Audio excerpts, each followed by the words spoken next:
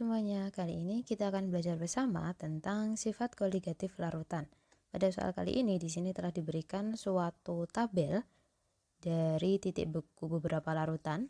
Jadi di sini ada data tentang massa zat terlarut. Yang kedua, di kolom kedua ada massa pelarutnya, dan di kolom ketiga ada titik beku dari masing-masing larutan. Nah, larutannya apa saja? Yang pertama ada sukrosa dengan massa 3,42 gram. Yang kedua ada NaCl dengan massa 0,585 gram. Yang ketiga ada CaCl2 dengan massa 0,11 gram. Di mana massa pelarutnya sama semua, yaitu 100 gram air. Nah, dari data di tabel tersebut ditanyakan, jadi ada beberapa pertanyaan di sini. Yang pertama, yaitu larutan mana yang termasuk ke dalam larutan jenis non-elektrolit. Yang kedua, larutan manakah yang termasuk ke dalam larutan elektrolit. Yang ketiga, bagaimanakah perbedaan titik beku dari larutan non-elektrolit dengan larutan elektrolit? Dan yang keempat, jelaskan alasan dari perbedaan tersebut. Nah, mari kita kerjakan bersama-sama. Untuk menjawab keempat pertanyaan tersebut, maka di sini kita perlu mencari tahu dulu titik beku dari masing-masing larutannya. Jadi untuk mencari titik beku dari tiap larutan, di langkah pertama yang harus kita lakukan adalah di sini langkah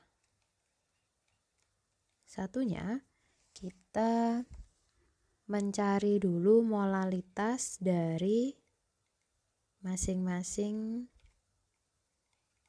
larutan. Molalitas tiap larutan. Yang pertama kita mulai dari larutan sukrosa, di mana molalitasnya itu memiliki rumus molalitas sama dengan mol dibagi dengan massa pelarutnya. Massa pelarut dalam satuan kilogram. Jadi di sini molnya sukrosa tadi kan 0,01, massa pelarutnya dalam kilogram. Karena tadi massanya adalah 100 gram, berarti kita ubah ke kilo jadi 0,1. Sehingga ketemu molalitasnya sukrosa adalah 0,1 molal. Seperti ini. Nah, yang kedua, untuk larutan NaCl, ini sama, kita hitung juga molalnya. Molalnya adalah mol dibagi dengan massa pelarut dalam satuan kilogram. Di molnya sama 0,01 per massa pelarutnya adalah 0,1. Hasilnya adalah 0,1 molal. Seperti itu. Yang ketiga, kita cari untuk larutan CaCl2. Ini juga sama, molalnya sama dengan mol dibagi sama massa pelarut dalam satuan kilogram. Berarti bisa kita tuliskan di sini, kita geser lagi. Ini 0,01 dibagi 0,1, hasilnya adalah ketemu 0,1 molar. Setelah kita mengetahui molalitas dari tiap senyawanya, selanjutnya yang kedua, jadi di langkah kedua, kita baru menentukan atau menghitung titik beku dari titik beku larutan dari masing-masing larutannya, seperti itu. Nah, yang pertama kita mulai dari larutan pertama, yaitu sukrosa. Jadi larutan pertama, ini kita mulai dari sukrosa. Dengan rumusnya penurunan titik beku adalah delta TF. Delta TF itu sama dengan KF dikali molal dikali dengan I, di mana I itu merupakan faktor Van Hoff dari senyawanya. Dikarenakan sukrosa itu merupakan larutan yang tidak dapat mengion, maka bisa dituliskan I untuk sukrosa itu sendiri nilainya adalah 1, karena dia tidak bisa mengion, seperti itu. Jadi kita masukkan KF-nya berdasarkan dari pelarutnya, yaitu air, Nilai KF-nya 1,86 dikali molaritasnya sukrosa tadi 0,1 kali 1, sehingga akan ketemu delta TF-nya adalah 0,186 derajat Celcius. Dari sini baru kita cari titik beku dari larutannya, yaitu TF. TF sama dengan TF0 dikurangi dengan delta TF. TF0 adalah titik beku dari air, yaitu 0, dikurangi 0,186, hasilnya menjadi minus 0,186 derajat Celcius. Itu adalah titik beku dari larutan sukrosa. Yang kedua, untuk larutan NaCl. NaCl itu merupakan larutan yang bisa mengion menjadi Na+ dan Cl-, sehingga nilai I-nya itu sama dengan 2. Ketika kita masukkan ke dalam rumusnya delta TF, ini Kf kali molal dikali I. Kf-nya sama 1,86 karena pelarutnya sama. Molaritasnya 0,1 dan I-nya sama dengan 2. Sehingga ketemu delta TF-nya itu adalah 0,372 derajat Celcius. Setelah kita mengetahui delta TF dari NaCl, selanjutnya kita cari TF-nya atau titik bekunya. Jadi di sini TF-nya NaCl sama dengan TF0 dikurangi dengan delta TF. Ini 0 dikurangi 0,372, hasilnya adalah negatif 0,372 derajat Celcius. Ini merupakan titik beku dari larutan NaCl. Selanjutnya yang ketiga, yaitu larutan CaCl2, di mana larutan ini dapat mengion menjadi Ca2+ dan 2Cl-, sehingga memiliki nilai I-nya sama dengan 3.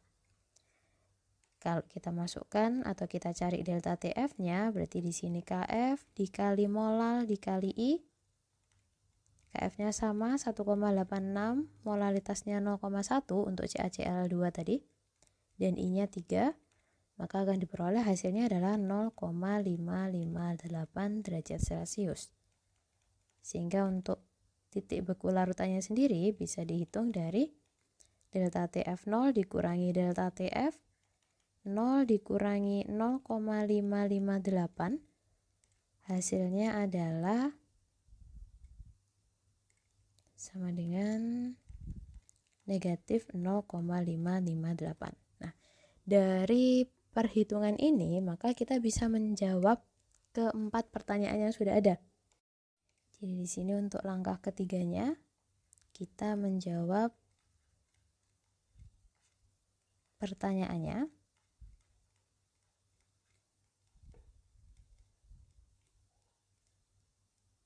Untuk pertanyaan yang pertama, yaitu larutan yang termasuk ke dalam larutan non-elektrolit itu yang mana? Seperti itu. Jadi larutan non-elektrolit itu adalah larutan yang tidak dapat terion. Oleh karena itu, jawaban untuk larutan non-elektrolit itu adalah larutan sukrosa. Karena sukrosa dia tidak dapat mengion dan nilai I-nya sama dengan 1. Kemudian untuk pertanyaan yang kedua, larutan manakah yang termasuk ke dalam larutan elektrolit? Larutan elektrolit itu adalah larutan yang dapat mengion atau nilai I-nya tidak sama dengan 1. Sehingga kalau dari jawaban tadi bisa kita tuliskan yang termasuk elektrolit itu adalah NaCl dan CaCl2. Seperti itu. Selanjutnya untuk pertanyaan yang ketiga, yaitu bagaimanakah perbedaan antara titik beku dari larutan non-elektrolit dan larutan elektrolit?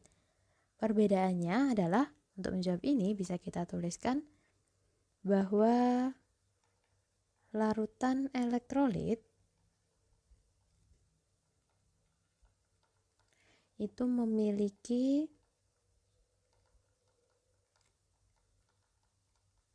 titik beku lebih rendah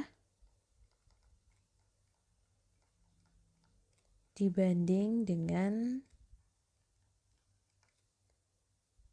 larutan non-elektrolit. Hal ini bisa kita lihat dari hasil jawaban pada perhitungan di langkah kedua. Itu kalau kita tuliskan lagi, tadi kan untuk sukrosa dia memiliki TF-nya itu sama dengan negatif 0,186. Yang kedua, untuk larutan NaCl, dia memiliki titik bekunya atau TF-nya itu sama dengan negatif 0,372. Dan untuk larutan NaCl2 itu memiliki TF-nya sama dengan negatif 0,558.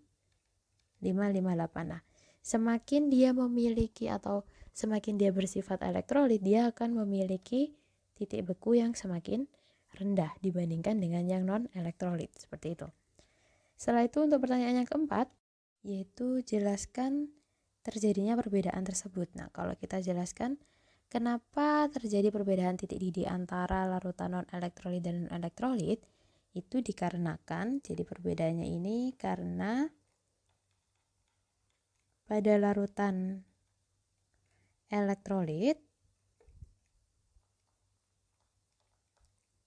ini terdapat ion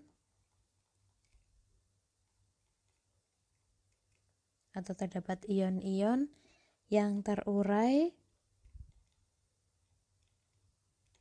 saat senyawa dilarutkan.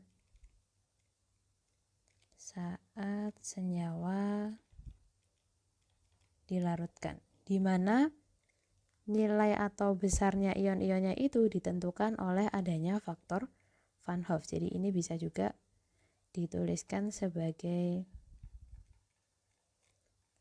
faktor Van Hoff-nya atau nilai I-nya, seperti itu. Itulah yang mempengaruhi kenapa larutan elektrolit akan memiliki perbedaan titik beku dengan larutan elektrolit. Oke, sekian jawaban untuk soal ini. Semoga bisa membantu. Terima kasih.